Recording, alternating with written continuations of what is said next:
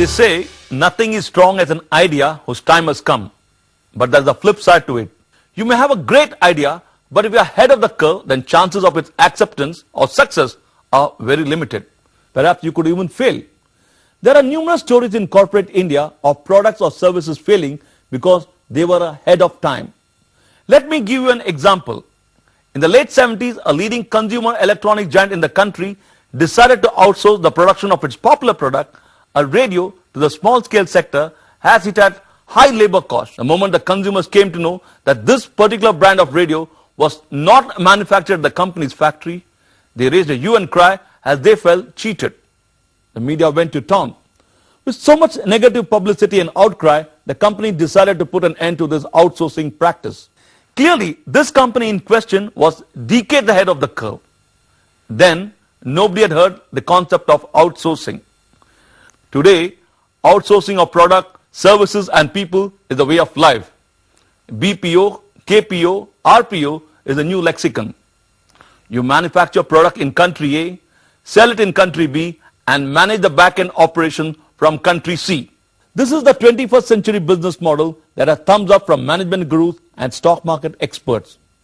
Outsourcing is considered a smart business strategy today. One such smart company that in a sense was slightly ahead of the curve, but the changing environment in the country saw it flourishing, is WNS. WNS is the first business process outsourcing company to be set up in India way back in 1996 to manage the back-end operations of British Airways. Unlike most success stories where it is the vision of an entrepreneur, this one is different. It was the brainchild of a private equity player who managed to put a very good team of professional managers. And the rest is history. My colleague Veena Krishna, who put together this week's story, says that its success is all about timing. Take a look at the WNS story. It is different.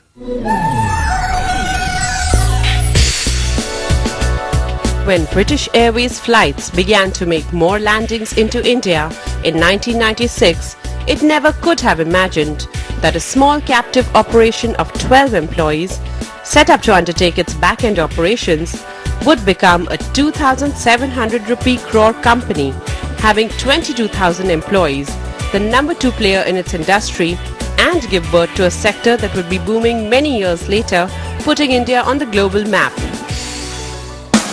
WNS Global Services, then known as World Network Services, is India's first pure-play business process outsourcing firm. Back then in 1996, the word BPO was non-existent and back-office operations was in its nascent stage. Jeremy Young of Warburg Pincus, the private equity investor who took over the company in 2003, takes us back to the year 2000 to tell us what he saw, which no one else could see. I developed a thesis around what you and I now call BPO, business process outsourcing. Back then the term didn't exist. What existed was back office outsourcing and the beginnings of offshore back office outsourcing. But I felt that there was an opportunity to focus on the back office side and use places such as India as the core delivery geography for those services. In December 2000, I approached the BA board and said that I thought that this would be an interesting platform of which to build something substantial. But there was a lot of disbelief at BA because they couldn't see how what was to them a cost center, which had too many people in it, could possibly be an opportunity for us. So there was a lot of dialogue where we had to walk them through how we think about investments, how we create companies, how we work with companies, and to convince them that they'd get an enhanced service as well as the possibility of real equity value creation if they worked alongside us to do that. That took many, many months of discussion. And then when we finally had convinced them of that, we then had to extract the business. But it wasn't a business, it wasn't independent, so we had to create something over, I think, 150 service level agreements between WNS and all of the different business units and customers within British Airways, which was very complex, very time consuming, and often quite political because it changed the nature of the relationship between what is now WNS and the BA customer. So it was a very long process. You needed a lot of patience. In 2004, we'd just been through the enormous shock of 9/11. We were looking at the size and shape of British Airways as a company, and we thought, is this an activity that we should say is a core development? And WNS has and had been very successful in supporting our outsourced operations, but we felt there was value there that was not about core airlines. It was actually about enabling WNS to grow a successful and larger business in the overall business process outsourcing, serving other customers such as Norwich Union and insurance markets. And I think history shows that we were right, because WNS has grown. BA is still a significant customer. In 7 years, from 1996 to 2003, WNS under British Airways had built up various back-end skills. It had grown to a 264.4 rupee crore company. Post the 2000 dot-com bust, companies were looking at avenues to cut costs, while the IT sector and venture capitalists were looking for the next big idea. That came in the form of BPO. Sulakshana Patankar. Today, the business unit head of the finance and accounting practice at WNS has witnessed the beginnings of that interesting period, joining as a British Airways employee in 1999. We developed skills in revenue accounting, special message editing, special request, and loyalty program. The skills were so diverse that we could really utilize it to other industries. Other companies started approaching us in that time also to help them process their complex areas. That is when British Airways and all of us realized the huge potential in the company. 2003. That's when all the action began, in WNS and in India. Warburg Pincus acquired a 100% stake from British Airways. The World Network Services became WNS Global Services. No sooner than Warburg Pincus acquired WNS, it chalked up ambitious growth plans for WNS, both organic and the acquisition route. It bought the UK-based Town & Country in 2003, entering the insurance-based automobile claims processing segment. Warburg brought in top-notch professionals to spread WNS's tentacles in the US market. Insurance and travel became the two pillars of the company's foundation. Between 2006 and 2008, WNS made 6 acquisitions across various sectors, the latest being the BPO unit of insurance giant Aviva in July 2008. WNS has a lot of firsts. In 2004, WNS became the first Indian third-party BPO firm to hit $100 million in revenues of 478 crore rupees. And in 2006, WNS was the first Indian pure-play BPO to be listed on the NYSE. Warburg Pincus cashed out divesting 51% stake and today holds 48.6% stake. We listed on the New York Stock Exchange in July 2006, raised a little over $250 million, which for us at that time was a lot of money. We used about 100 million of that came to the company, about 150 went to the shareholders who sold some of their stock. We used a lot of that money down the years in making some very intelligent strategic acquisitions. Our objective always was to add to our domain capabilities, our process expertise, and sometimes also for geographic expansion. And we've used that. We grew the company tremendously from about 1,500 people in 2002. We crossed about 12,000 people in early 2008. And then of course we did the big deal where we took over the back office of Aviva. That's been a transformational sort of acquisition for WNS, catapulted us into a much bigger league. Surely and steadily, WNS attracted the biggest of big clientele, spreading its tentacles all across the globe. It has a network of 22 global delivery centers in USA, UK, Romania, Switzerland, India, Sri Lanka, and Philippines that responds to needs for language, cultural alignment, redundancy and 24/7 operations. In India alone, it has 11 offices spread all over the country. Today, WNS's largest clients on a net revenue basis include Aviva, Travelocity and Centrica. 5 clients account for 53% of WNS's revenue, most being in the banking, financial services and insurance or BFSI industry and the travel and leisure industry. WNS Global Services is a wholly owned subsidiary of WNS Holdings Limited, which was incorporated in Jersey Channel Islands.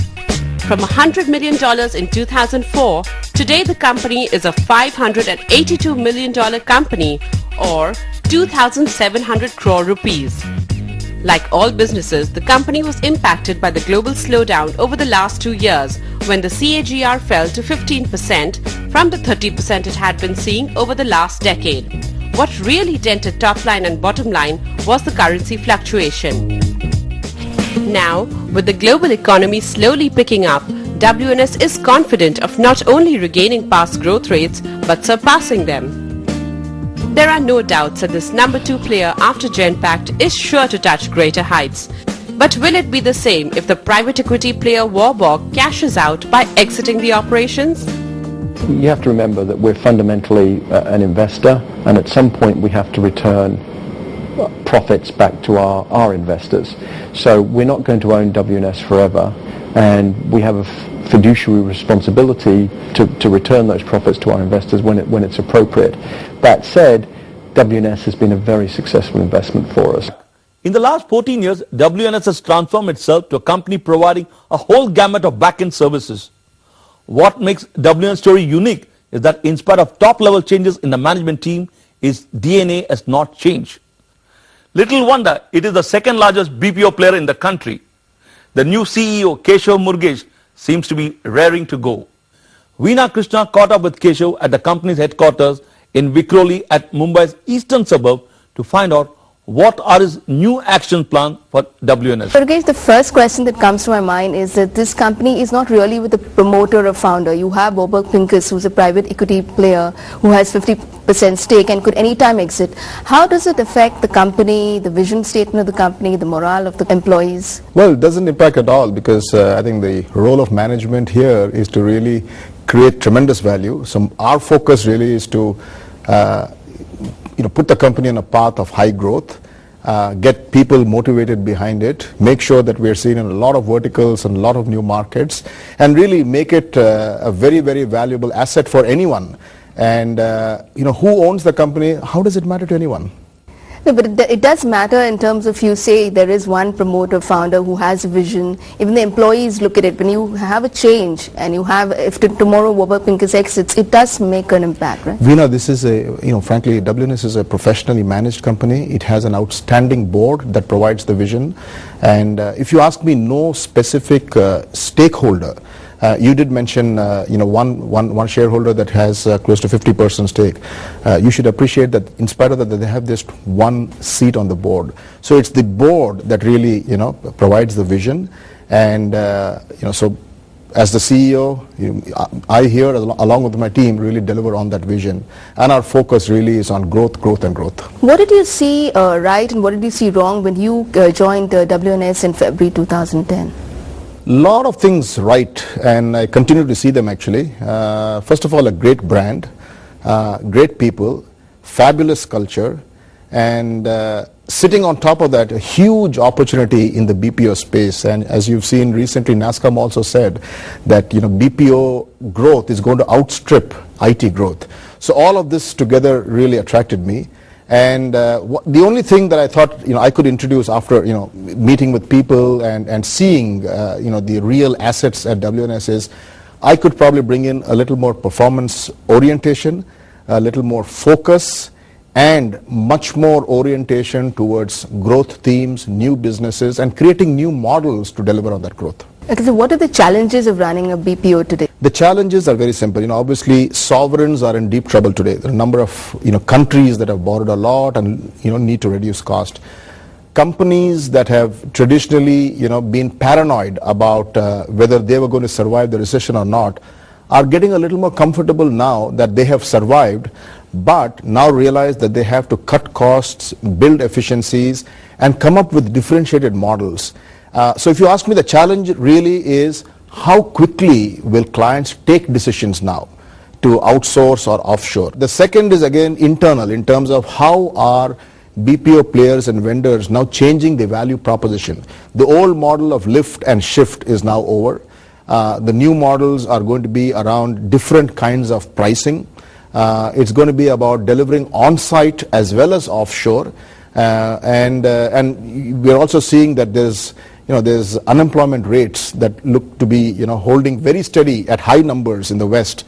We have to be also sensitive to the fact that we really cannot be focused only on picking up some of these jobs and moving them to offshore locations. We'll see a lot more of pay-as-you-drink kind of models, and I think that's a big focus area at WNS as well. How do we introduce a technology layer over our processes such that we can now deliver models or pricing models to our clients which are far different to the traditional models that clients are used to seeing. Okay, in your endeavor to be a global company, I think bankers also have a great challenges. Mr. Chera, if you can take us to what are the challenges in these handling these new age companies. I think we've got to understand that this is a new type of business. It has different requirements, it has different risks, and it therefore has a need for different solutions. And I think that has been a very exciting journey. But what has helped us in this endeavor is the fact that HSBC itself has a very large in-house BPO operation. So we've kind of understood some of the challenges in this industry, some of the working models in this industry. So when we've actually engaged with WNS, I think some of that knowledge has come through in the solutions that we provided. Okay, so if there are any unique solutions that you can take us through. To give them a scalable model. This is a company which is international, has a global footprint, and is looking to expand right across the world. And I think that plays very much to the kind of skills and strengths that HSBC has. We're present, in many countries right across the globe.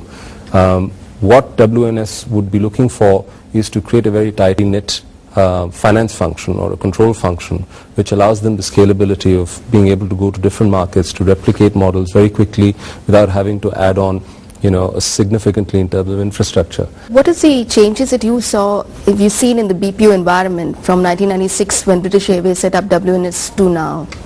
Clients now expect that as they look at some of these models and this journey, they expect to get price advantages. They now also expect to get efficiency gains because people working on their processes over a period of time actually have understood their domain and their process and their business, if I may dare say, far better now than some of the people who operated it for them earlier. But at the next level, they're now looking for us to come up with analytics and new ways of looking at data and coming up with new ideas to them which will help them with their top line and their bottom line. So what is the success mantra for a BPO, To understand your customer, your client extremely well. Have people who live your the values, who understand the mission of the company extremely well. Have people who understand the domain of the business very well. More importantly, have people around you who no more just look for an order but lead the customer, really help the customer to understand what are the new disruptive thoughts coming in the business, what are the new kind of ideas that are likely to impact the client, and then using that really drive a very successful engagement and a very successful partnership. Okay, Mr. Murugesh, now people, they are the biggest challenge of the BPO industry. Now the Indians do they have a charm, especially the graduate level, to really work in a BPO? We should not mistake BPO to just low-end call center work, okay, because there are different levels of work which are done, and at WNS we do different levels of work. So you probably would expect that the higher levels of attrition are normally in the high stress call center kind of work, but as you move away from there to the higher domain intensive kind of work, and as you explain this value proposition to our people, things completely change, because then you can use that to really impact your attrition very positively. I mean, you look at analytics, you look at finance and accounting, you look at some of these, insurance work, banking work, some of the verticals that WNS is, very solidly focused on. You will find the kind of people that you need also inside these verticals are very different, the qualification as well as their backgrounds. So we are fortunate that we have a different business mix, and our focus really is to keep moving into higher kind of areas in terms of business value itself. As a CEO, what inspires you? Who or what inspires you, and why? The person who probably inspires me the most is an actor called John Travolta, because he's got the perfect life. He's got a great family, a great business model, and he actually enjoys enjoys doing whatever he likes to do the most. I don't know if you're aware, but he's a guy who actually has a Boeing 737 parked in his home, and whenever he feels like, he just gets into that plane and flies to work. So that's the kind of life I think all of us should lead at some stage. Well, that was Keshav Murugesh talking passionately of his plans for WNS. What comes to fore is that the mind of a professional manager and that of an entrepreneur is no different. Both this set of people have the compelling urge to excel. If one were to sum up the success mantra of WNS, it would broadly be: create a clear mission statement. Perhaps this is why even the changes in top management team, the company did not lose business or focus. Understand the customer's business profile. Acquiring a deep or unique knowledge of a particular industry or business process is very important for a BPO company. Creating new value proposition and pricing models. Build a team where people lead the customer. To put it in Keshav's word, the team knows the business better than the client himself. Well, those are the mantras that make WNS tick. Come to think of it, all of us, when we pray, are outsourcing a problem to the Almighty.